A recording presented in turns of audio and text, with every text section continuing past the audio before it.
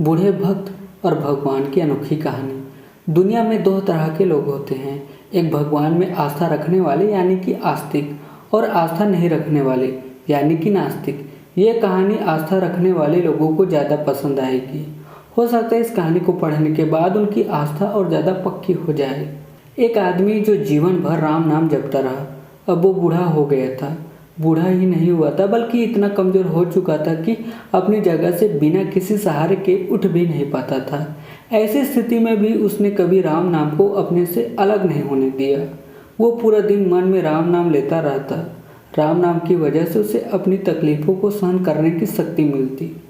बूढ़े हो चुके इस आदमी को दो बेटे थे जो उसे नित्य कर्म करने में मदद करते।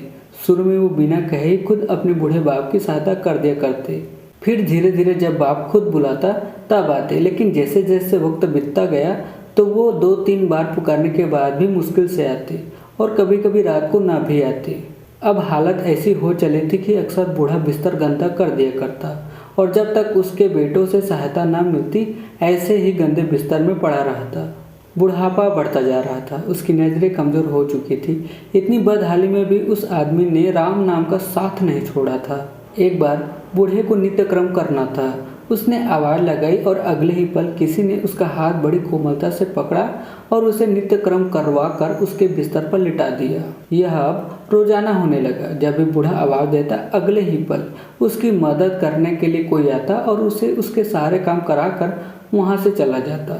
नज़र कमज़ोर हो चुकी थी, देखकर बूढ़ा उसे पहचान नहीं पाता था, लेकिन बूढ़ा जानता था कि यह उसके बेटे नहीं हो सकती और वह स्पर्श भी उनके बेटों का नहीं था।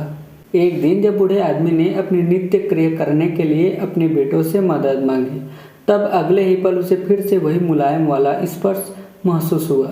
सारा काम खत्म करने के बाद बूढ़े आदमी ने उस व्यक्ति का हाथ पकड़ लिया और उससे पूछा, सच सच बताओ, आखिर तुम हो कौन? तुम मेरे बेटे तो नहीं हो सकते। बूढ़े के सवाल के साथ उसके कमरे में बहुत तेज रोशनी हुई और प्रभु ने अपने दिव्य अवतार में वहां पर दर्शन दिए। किसी भी वस्तु को बड़ी मुश्किल से देख पाता था, वही बूढ़ा भगवान के दिव्य रूप को स्पष्ट रूप से देखने में समर्थ हो गया। जिस भगवान का नाम वह पूरा जीवन लेता रहा, उसे अपने पास पाकर बूढ़ा उनके चरणों में गिर पड़ा और बोला, भगवान मैं धन्य हो गया जो आपने मुझे साक्षात दर्शन दिए, लेकिन भगवान मैं बहुत शर्मिंदा हूँ क्योंकि मैंने आपसे मेरे नित्य क्रम करवाए। भगवान ने कहा, मेरे लिए सारे काम एक जैसे हैं। अगर वह काम मुझे अपने भक्तों के लिए करना पड़े तो मुझे सभी कामों में खुशी मिलती है।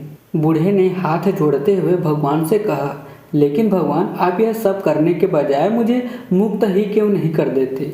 क्या आपके दर्शन मात्र से मेरी मुक्ति संभव नहीं है?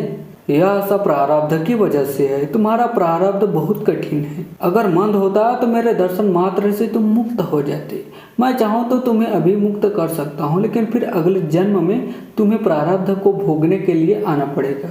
इसलिए मैं तुम्हें खुद तुम्हारा प्रारब्ध काट कर मुक्त करवाने के लिए सहायता कर रहा हूँ, भगवान ने कहा।